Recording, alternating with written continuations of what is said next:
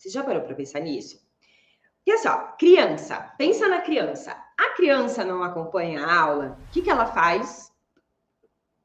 Tá nem aí.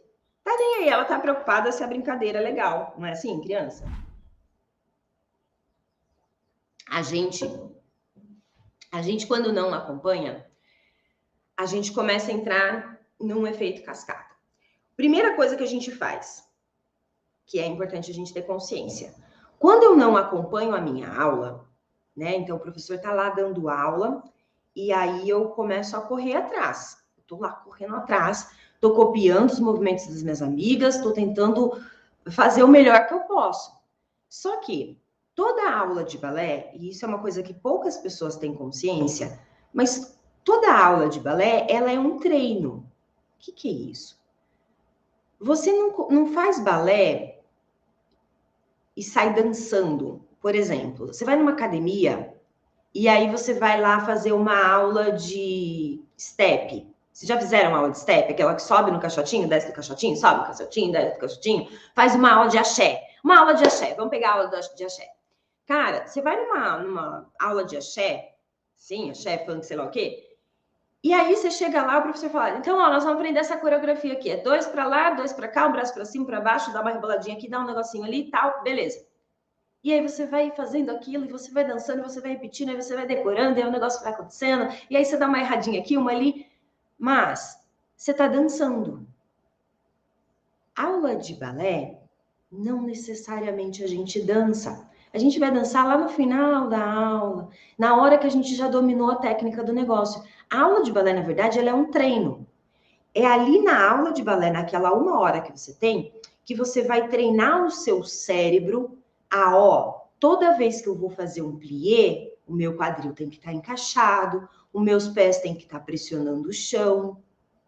A aula de balé é para a gente ensinar o nosso corpo a executar o movimento de balé. Depois que a gente repete tanto esse processo, a gente ensina tanto o nosso corpo que a gente não se preocupa mais tanto. O corpo meio que faz sozinho. Então, hoje eu, para fazer um movimento, eu não fico pensando, aperta isso, aperta aquilo, sobe as costas. Não, eu não preciso mais pensar nisso. O meu corpo, ele já faz sozinho. Quando você começa a fazer aula de balé, você vai treinando para que seu corpo faça sozinho, para que aí você possa começar a dançar, que nem a gente dança na aula de axé, na aula de zumba. Faz sentido? Mas a aula de balé é um treino. Só que o que acontece? Eu entro numa aula, vou aprender um determinado movimento e vou ficar ensinando para o meu cérebro. Sem você perceber, você fica ensinando para o seu cérebro, ó, no tandi, que é aquele um que o pé passa pelo chão, eu tenho que levar pelo calcanhar e voltar pelo dedinho, por exemplo. Então, todas as informações a gente vai armazenando isso no nosso cérebro. Chega uma hora que eu não preciso mais pensar no tandi. Ou seja, a minha aula de balé faz com que eu ensine o meu corpo como executar aquele movimento. Só que se eu fico copiando da minha amiga, não necessariamente eu estou prestando atenção no meu corpo. E aí eu começo a errar coisas básicas. Aí, com o erro, eu ensino o meu cérebro que o jeito de fazer é daquele jeito errado. Então, o grande problema de você não acompanhar a aula é que você vai querer correr atrás e você vai começar a copiar das suas amigas. Copiando, você começa a ensinar para o seu cérebro coisas erradas. O seu cérebro vai criar vícios de movimento.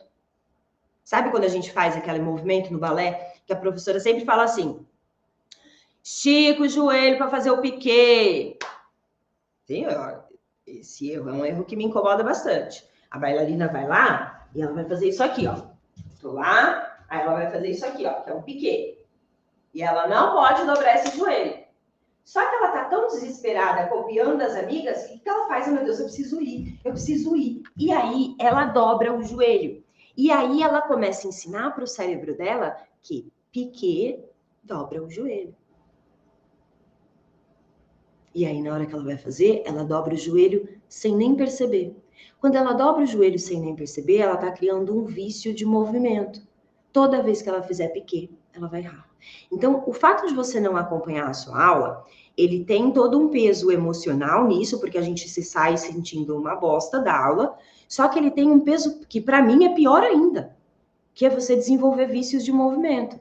E vício de movimento é um bagulho difícil pra caramba de tirar. Vício de movimento significa que você vai ter que apagar o jeito que você aprendeu e construir o jeito certo, o jeito novo. Você vai ter que reaprender. E, gente, é muito mais fácil a gente aprender do que a gente reaprender. Porque reaprender, eu preciso apagar aquilo que eu aprendi. Cara, mas eu sempre fiz assim, tá? Mas agora você não vai poder fazer mais. Faz sentido isso para vocês? Então, ó, coloca aí para mim se faz sentido. Cara, estou percebendo que eu não estou acompanhando a aula. Acende um alerta vermelho. Por quê? Você vai ter uma consequência de acabar viciando com movimentos errados, porque você vai correr atrás. E pior, você vai ver que seus movimentos não estão ficando tão bonitos, tão parecidos com os das suas amigas, porque você vai entrar na síndrome da comparação. E aí você vai começar a se sentir frustrada com o seu desempenho. E aí você vai começar a desmotivar. E quando a gente desmotiva, a gente não tem mais motivo para fazer aquilo. E aí, por mais que eu ame o balé, eu tentei, mas para mim não dá. Nossa, eu acho lindo, mas para mim... O problema não é você. O problema é a maneira como isso está sendo construído. Sim, faz sentido?